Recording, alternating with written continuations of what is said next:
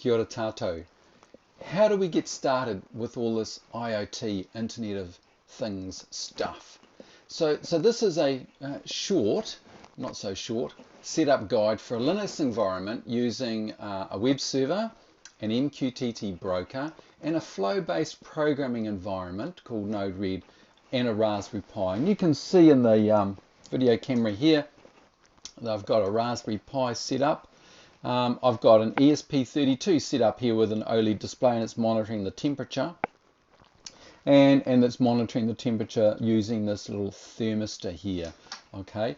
Now, up here in this, what we call a dashboard, I've got the temperature being monitored and recorded over a 2-hour period. So if I just heat up my thermistor now with my fingers, reading is taken every 5 seconds of the thermistor, and you can see that it's jumped up to 28 degrees, okay? And when I release it, and there it goes to 29. When I release it, there's a little bit of thermal mass in the thermistor, and it'll take a little while for it to cool back down to ambient temperature again. So what's actually happening here?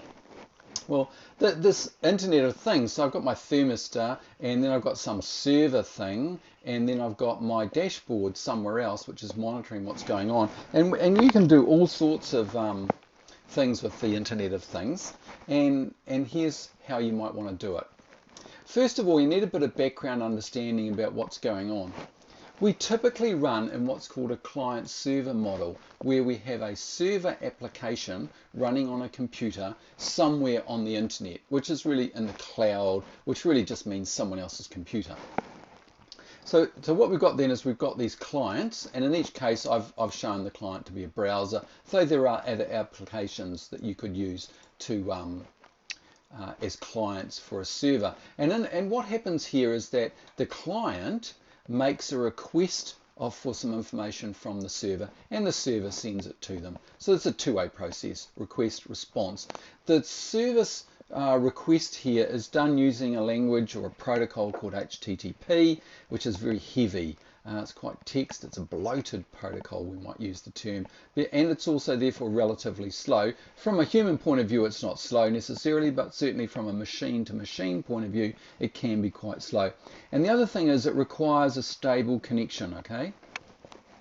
So this model is no good for all of the things that we want to connect to the internet that just want to talk to other things.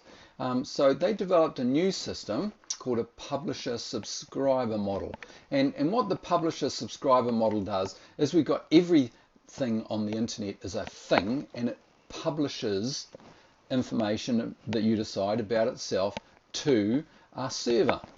Now, the server has some software called a broker on it. And a broker, just in general, in English, a broker means someone who sits in the middle and brokers information. So it gets information from one party and passes it on to another. So that's why we use the term broker here.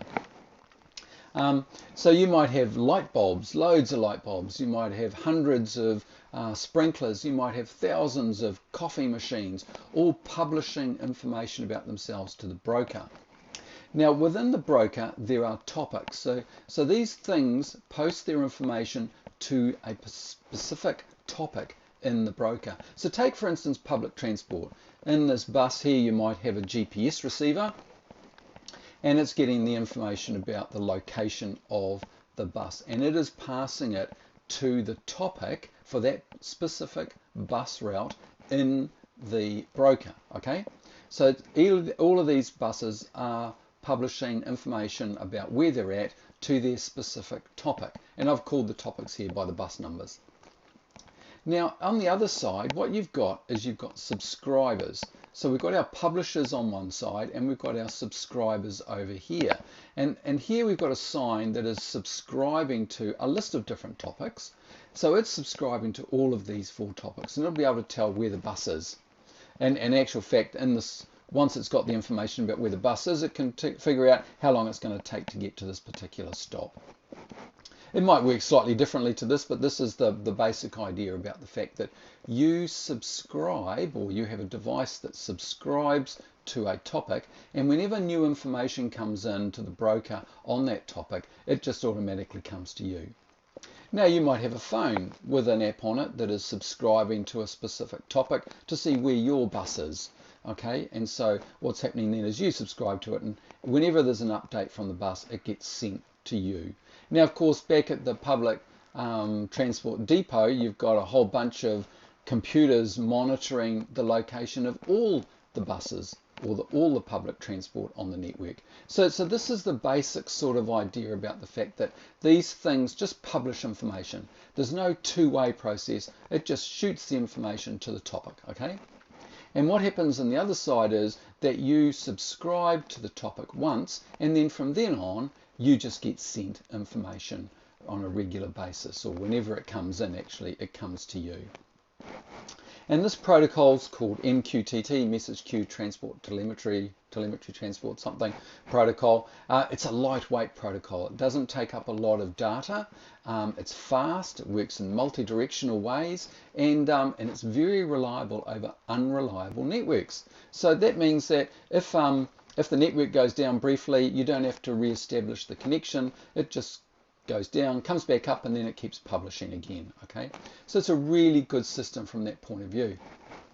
So what I'm going to look at is how we're going to set up this Raspberry Pi to do this, to become a broker. Okay, and it's quite a complex, lengthy process, but this is an overview, and I'll point you to all the interesting information that will help you along the way. So let's start with our little local system. Now, I'm only working on my local network at home. So what I've got here is I've got a router, which is what connects my network to the internet. And I've got a local IP address in my router. And that IP address is like an address of a, say, think of it as a street address. It might be, and in this case it might be 254 Mount Alexander Road. Okay, so it's 254 Mount Alexander Road, and what I've got also is I've got my Raspberry Pi. It's at address 101 Mount Alexander Road, and I might have my browser, I might have my computer, which is the one I'm working on at the moment, and it's got an IP address of 192.168.1. something. Now, to figure out what that is, I can open up a command prompt in Windows, and so you just start typing command, and then you hit enter, and it will give you this command prompt. And this is a command line interface, or CLI, where we can issue commands and see things. So I'm just going to go IP config, and this is going to tell me that my IP address on the local network is 192.168.1.75. So my browser and my computer, in fact these different apps that might be on my computer, are all at 192.168.1.75. And the default gateway is saying, hey, the default gateway is this, the address of the router, which is how I get to the rest of the internet. So it's the gateway to the internet, and so that's at 254. So that just tells you a little bit about IP addresses.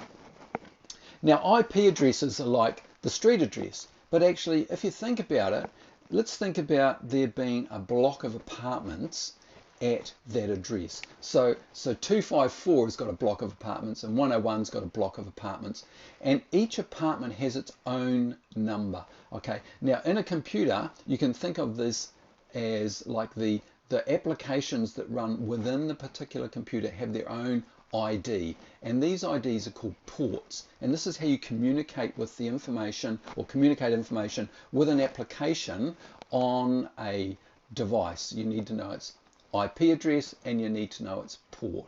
So I'm going to set up a broker on port 1883. I'm going to set up Node-RED on 1880. I'm going to set up a database on 8086, and the user interface will be on 1880, the same as Node-RED but /UI. I'm going to set up a web server called Nginx, and it's going to be on port 80, and I'm going to have the setup of the secure shell. So these are what we're going to set up in the Raspberry Pi in the next videos, and then I'm going to show you how to communicate with these things. And of course that all goes through your local browser. At this stage we're not going to look at how we're going to work with this stuff on the internet, just on the local network to start with. Okay, so wait on and get on with the next video. Okay, cheers.